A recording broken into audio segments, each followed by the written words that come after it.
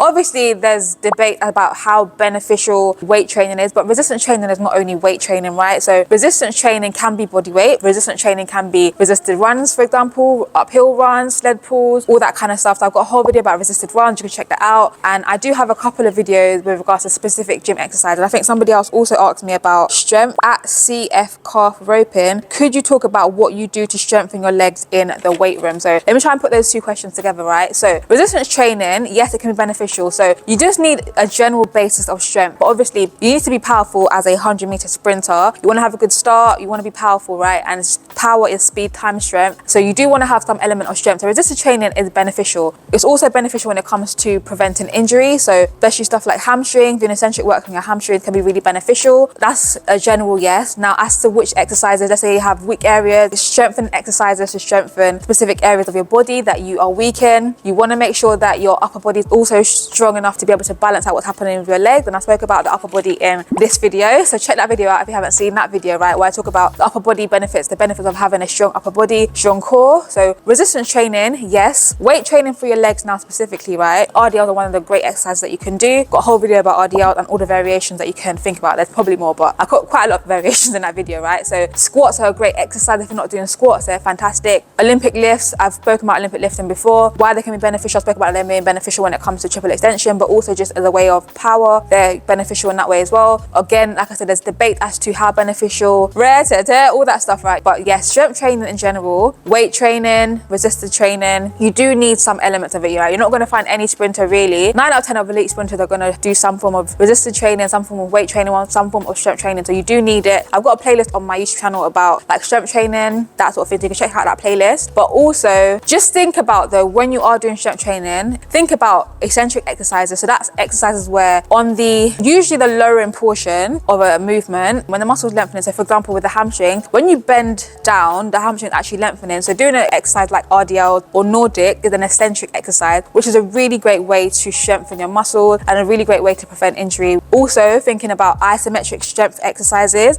where you hold movements, and then also thinking about using both bilateral exercises and unilateral exercises. So that is going to be double-sided and single-sided. So that's just a little bit of ways to think about your strength training, your resisted training. And again, like I said, it's not just in a gym. You can do body weight, so circuits, core work, hill work, sled work. That's also resistance, also strength training. That's also resistance training, okay?